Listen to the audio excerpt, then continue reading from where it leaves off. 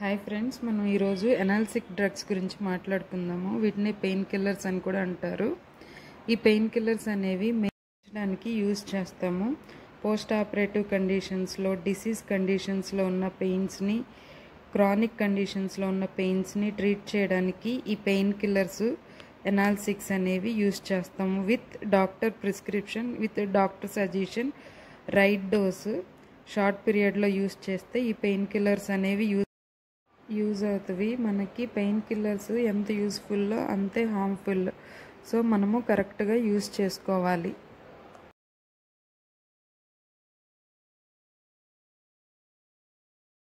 Paracetamol 500 mg అనేది non steroidal anti inflammatory drug. ఇది మనం సేఫెస్ట్ పెయిన్ కిల్లర్గా యూజ్ చేయొచ్చు. ఓవర్ ది కౌంటర్ డ్రగ్గా మనం రెడీమేడ్గా అవైలబుల్ అయ్యే pain killer the best pain కిల్లర్గా యూజ్ చేయొచ్చు. పారాసిటమాల్ 650నే మనం డోలో అని కూడా పిలుస్తాము.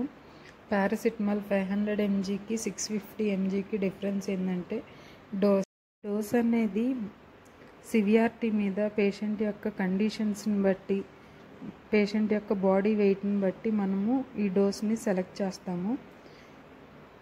ఎక్కువగా ఉన్న పెయిన్స్ని, ఎక్కువగా ఉన్న ఫీవర్ని రెడ్యూస్ చేయడానికి డోలో 650 అనేది మనం యూజ్ చేస్తాము. పారాసిటమాల్ 650 అనేది ఫాస్ట్ రిలీఫ్ ఇవ్వడానికి, హెడేక్ నుంచి కానీ, బాడీ పెయిన్స్ నుంచి కానీ, సివియర్ పెయిన్స్ నుంచి ఫాస్ట్ రిలీఫ్ ఇవ్వడానికి ఈ పారాసిటమాల్ 650 అనేది మనం యూజ్ చేస్తాము. పారాసిటమాల్ 650 అనేది మెడికల్ అడ్వైస్తో ఎన్నిసార్లు వేసుకోవాలి, ఎంత డోస్ తీసుకోవాలనేది మనము తెలుసుకోవాలి. ఫుడ్ తీసుకున్న తర్వాతే ఈ పారాసిటమాల్ 650 అనేది యూజ్ చేయాలి. లేకపోతే మనకి గ్యాస్ట్రిక్ ఇరిటబిలిటీ, జీఓఆర్డి కండిషన్స్ అనేవి ఫామ్ అవుతాయి. అందుకనే పారాసిటమాల్ని మనం సాధ్యమైనంత వరకు తక్కువగా యూజ్ చేయాలి. ఫెనాక్ అనేది కూడా non steroidal anti inflammatory drug. ఇది మైల్డ్ టు మోడరేట్ పెయిన్ ఉన్న ఆర్థరైటిస్లో వచ్చే ఇన్ఫ్లమేషన్ని, స్వెల్లింగ్ని, స్టిఫ్నెస్ని, జాయింట్ పెయిన్స్ని రెడ్యూస్ చేయడానికి యూజ్ చేస్తాము. అలానే కంప్లీట్గా ఆర్థరైటిస్ని క్యూర్ చేయదు. ఆర్థరైటిస్లో ఉన్న పెయిన్ని కంట్రోల్ చేయడానికి ఈ డైక్లోఫెనాక్ అనేది యూజ్ అవుతుంది.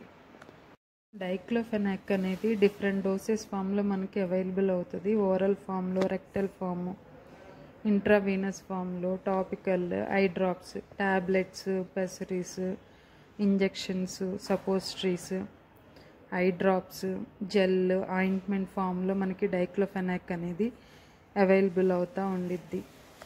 డైక్లోఫెనాక్ని మెయిన్ పారాసిటమాల్తో కంపేర్ చేస్తే డైక్లోఫెనాక్ అనేది యాక్షన్ అనేది బాగా చూయించిద్ది, కానీ సైడ్ ఎఫెక్ట్స్ అనేవి పారాసిటమాల్ కంటే డైక్లోఫెనాక్కి ఎక్కువగా ఉంటుంది. Naproxen also non steroidal anti inflammatory drug.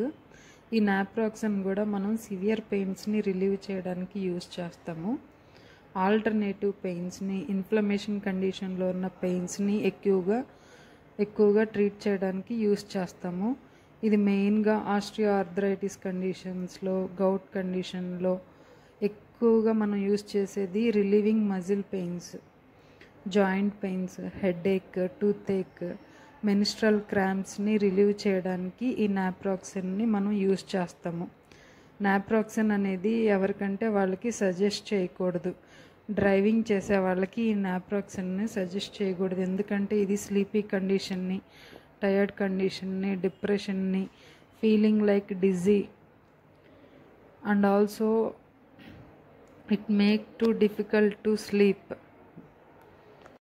నాప్రాక్సిన్ అనేది ఎన్ఎస్ఐడిస్ కాకుండా non selective COX-1 and COX-2 ఇన్హిబిటాక్సిన్ అనేది మనకి డిఫరెంట్ బ్రాండ్ నేమ్స్లో అవైలబుల్ అవుతుంది. నాప్రోసిన్, ప్రాక్సిడము, ఆర్థోపాను, జినోబిడ్, నాపాక్సర్, నెపోడాము. ట్రెమడాల్ అనేది వన్ ఆఫ్ ది ఎనాల్సిక్ డ్రగ్. ఈ ట్రెమడాల్ అనేది క్రానిక్ కండిషన్, అంటే ఎప్పటి నుంచో మన బాడీలో ఉన్న పెయిన్ని రెడ్యూస్ చేయడానికి ఈ ట్రెమడాల్ని యూజ్ చేస్తాము. ఈ ట్రెమడాల్ అనేది పోస్ట్ ఆపరేటివ్ కండిషన్లో ఉన్న పెయిన్ని రిలీవ్ చేయడానికి కూడా ఈ ట్రెమడాల్ అనేది యూజ్ చేస్తాము. ట్రెమడాల్కి అన్ప్లెజెంట్ టేస్ట్ ఉంటుంది. అందువల్ల ఎక్కువగా ఈ ట్రెమడాల్ని ఓరల్ ఫామ్లో తీసుకోలేము. ఈ ట్రెమడాల్ అనేది ట్యాబ్లెట్స్ ఫామ్లో, క్యాప్సూల్ ఫామ్లో, ఇంజెక్షన్ ఫామ్లో అవైలబుల్ అవుతుంది. మెయిన్ డ్రాబ్యాక్ ఏంటంటే ఈ ట్రెమడాల్ అనేది ఓపియాయిడ్